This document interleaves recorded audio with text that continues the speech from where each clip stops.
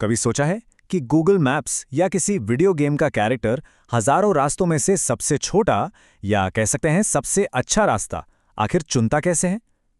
आज हम इसी के पीछे के एक बड़े ही मजेदार एल्गोरिदम को समझने वाले हैं, जिसका नाम है बेस्ट फर्स्ट सर्च। एक सिचुएशन सोच के देखिए, आप कहीं खड़े हैं और सामने कई रास्ते हैं, पर मंजिल कहीं दूर है, साफ साफ दिख भी नहीं रही। तो ऐसे में सबसे बेस्ट रास्ता कौन सा होगा, कैसे पता चलेगा? बस यही वो बुनियादी सवाल है जिसके लिए सर्च एल्गोरिदम बनाए गए हैं। तो इसका जवाब है एक एक समझदारी भरा अंदाजा लगाकर। मतलब हर एक रास्ते पर जाकर देखने के बजाय क्यों ना उस रास्ते को चुनें जो सबसे ज्यादा प्रॉमिसिंग लगे। बिल्कुल वैसे ही जैसे कोई पहाड़ पर चढ़ने वाला यात्री उस पगडंडी को चुनता है जो उसे चोटी की तरफ जाती हुई नजर आती है। बस हमारा एल्गोरिदम भी कुछ ऐसे ही काम करता है। तो चलिए अब जरा गहराई में उतरते हैं, समझते हैं कि ये बेस्ट फर्स्ट आखिर है क्या और ये अपना इतना समझदारी भरा अंदाजा लगाता कैसे है। टेक्निकली देखें तो बेस्ट फर्स्ट सर्च एक ह्यूरिस्टिक सर्च एल्गोरिदम है। अब ये ह्यूरिस्टिक सुन के घबराना नहीं है, ये सुनने में ही मुश्किल है।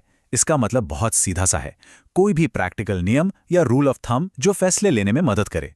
तो ये एल्गोरिदम बस एक इवैल्यूएशन फंक्शन का इस्तेमाल करता है और आगे बढ़ने के लिए सबसे भरोसेमंद नोड, मतलब सबसे प्रॉमिसिंग रास्ता चुन लेता है। तो ठीक है, ये तो समझ आ गया कि ये सबसे प्रॉमिसिंग रास्ता चुनता है, पर ये असल में काम कैसे करता है? चलिए देखते हैं। प्रोसेस बहुत ही सीधा और लॉजिकल है। इसका जो गाइडिंग प्रिंसिपल है, मतलब इसका जो मुख्य सिद्धांत है, वो बहुत ही सिंपल है। बस अगला कदम वो चुनो जिसकी लागत यानी कॉस्ट सबसे कम हो। दैट्स इट, यही इसका मूल मंत्र है। ये हमेशा सबसे सस्ते अगले कदम की ही तलाश में रहता है। तो ये काम कैसे करता है? देखिए, सबसे पहले तो ये सभी मुमकिन रास्तों की एक लिस्ट बना लेता है, जिसे कहते हैं प्रायोरिटी क्यू। फिर ये उस लिस्ट में से सबसे बेस्ट, मतलब सबसे कम लागत वाला रास्ता चुनकर बाहर निकालता है और चेक करता है। अगर वो हमारी मंजिल नहीं है तो कोई बात नहीं, ये उस रास्ते से जुड़े सभी नए पड़ोसियों को वापस उस लिस्ट में डाल देता है। और ये साइकिल तब तक चलती रहती है जब तक सबसे अच्छा रास्ता मिल नहीं जाता। और हाँ, इस पूरे प्रोसेस का असली सीक्रेट वेपन, इसका जो गुप्त हथियार है, वो यही प्रायोरिटी क्यू है। इसे एक स्मार्ट टू डू लिस्ट की तरह सोचिए, एक ऐसी लिस्ट जो हमेशा सबसे बेस्ट और सबसे सस्ते ऑप्शन को सबसे ऊपर रखती है। इसी की वजह से एल्गोरिदम को हर कदम पर पता होता है कि भाई अगला सबसे अच्छा दांव कौन सा है। चलो, बहुत हो गई थ्योरी, अब इसे एक्शन में देखने का टाइम है। चलते हैं एक स्टेप बाय स्टेप सफर पर और देखते हैं कि ये असल में किसी प्रॉब्लम को सॉल्व करता कैसे है। तो हमारा मिशन सिंपल है, नोड 0 से नोड 9 तक का सबसे अच्छा रास्ता खोजना है। और जाहिर है हमारा एल्गोरिथम अपना सफर शुरू करेगा नोड 0 से, जो कि हमारा स्टार्टिंग पॉइंट है। तो हम हैं नोड 0 पर। यहां से कई रास्ते हैं, पर सबसे सस्ता वाला जा रहा है नोड 1 की तरफ, जिसकी कॉस्ट है सिर्फ 3। तो हमारा एल्गोरिदम बिना सोचे तुरंत फैसला लेता है और बढ़ जाता है नोड 1 की ओर। और अब यहां पर एक बहुत ही मजेदार चीज होती है जो इस एल्गोरिदम की स्मार्टनेस को दिखाती है। नोड 1 पर पहुंचते ही एल्गोरिदम को एहसास होता है कि अरे, यहां से आगे का रास्ता तो या तो बहुत महंगा है या फिर है ही नहीं। तो वो जिद नहीं करता, बल्कि समझदारी दिखाते हुए वापस नोड 0 पर लौट आता है ताकि कोई दूसरा ऑप्शन ट्राई कर सके। इसी कमाल की चीज को कहते हैं बैक ट्रैकिंग। ओके, तो अब हम वापस नोड 0 पर हैं।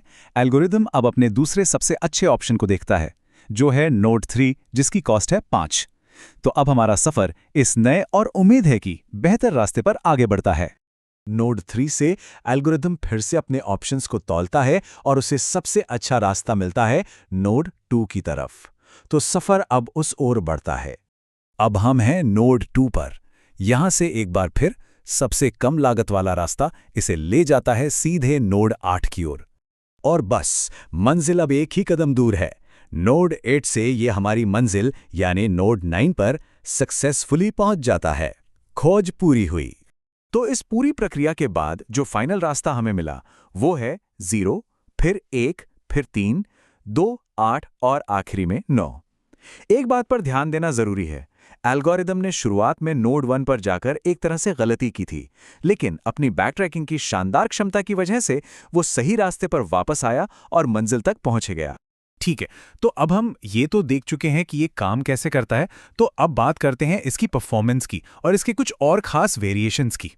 तो मन में एक सवाल तो आता ही है कि ये जो स्ट्रैटेजी है, ये असल में कितनी एफिशिएंट है?